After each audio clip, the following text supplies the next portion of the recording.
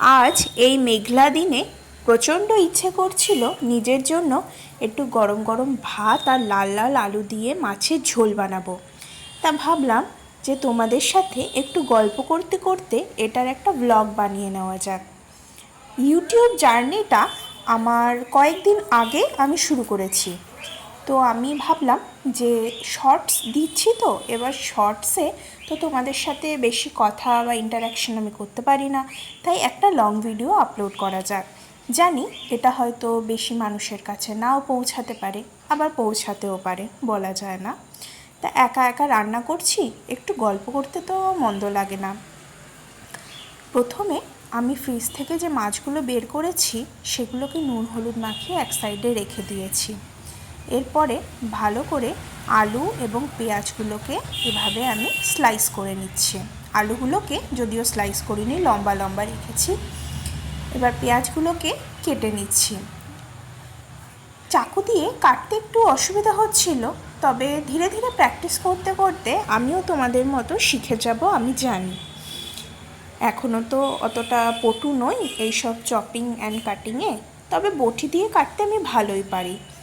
কিন্তু ভিডিও করার সময় তো চাকু ইউজ না করলে হয় না, তাই একটুখানি ভাবলাম যে চেষ্টা করাই যাক। শর্টসে তো এত কিছু বলা যায় না, আবার এত প্রবলেমের কথাও বলা যায় না। এখন এই মেঘলা দিনে তোমাদের কি খেতে ইচ্ছে করে আমাকে একটু জানাও তো। আমি আবার অতটা ভাজা পোড়া জিনিসটা পছন্দ করি না। হ্যাঁ, তবে ভর্তা খুব ভালোবাসি। আমি আমার চ্যানেলেও দুটো ভর্তা রেসিপি শেয়ার করেছি, যেগুলো আমার ভীষণ ভালো লাগে খেতে। আমি একটু সিম্পল খাবার, মেনলি আমি একটা ভেতো বাঙালি।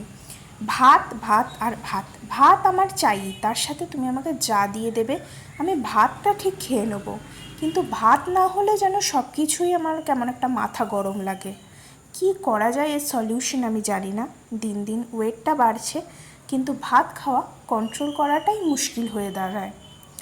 সব কিছুই ঠিক আছে, কিন্তু দিনের মধ্যে একবার ভাত আমার চাই।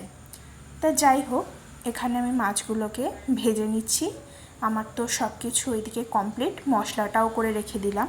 তবে মিক্সিতে আজকে একটু বেশি মশলা আমি ভরে ফেলেছিলাম, যার কারণে সম্পূর্ণ এই মশলাটা করতে গিয়ে আমার চোখে মুখে ছিটে এসেছিলো।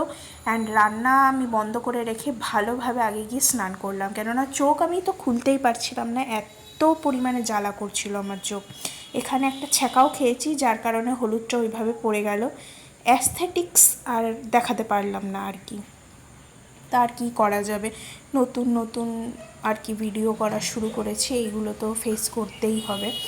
তবে কয়বারই আমি ইউটিউবটা শুরু করেছিলাম, কিন্তু নানা কারণে মানে ডিমোটিভেটেড হয়ে বা নানা কারণে বন্ধ করে দিয়েছি। তা এইবার ঠিক করেছি যে যতই যা কিছু হয়ে যাক ভিডিও আমি দিয়েই যাব, তাতে যা হয় হবে। আর আমি ভিউজের দিকেও তাকাচ্ছি না, কোনো দিকেই তাকাচ্ছি না, যা হয় হোক। এদিকে তোমাদের সাথে কথা বলতে বলতে মাছের ঝোল আমি অনেকটাই কমপ্লিট করে ফেলেছি।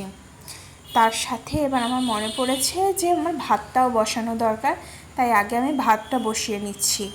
ভাতটা হয়ে এসেছে, এবারে দেখো মাছের ঝোলটা এইভাবে লাল লালভাবে রেডি করেছি। গরম গরম ভাত আর তার সাথে একটুখানি শসা আর এই লাল লাল মাছের ঝোল, উফ, জমে গেছে, জাস্ট জমে গেছে। কোনো বৃষ্টির দিনে এই রেসিপিটা একবার ট্রাই করো। আমি জানি তোমরা এখন বলবে বৃষ্টির দিনে পকোড়া খাবো, এটা কেন খাবো, তাও আমরা ভেতো বাঙালি তো, একবার ট্রাই করো।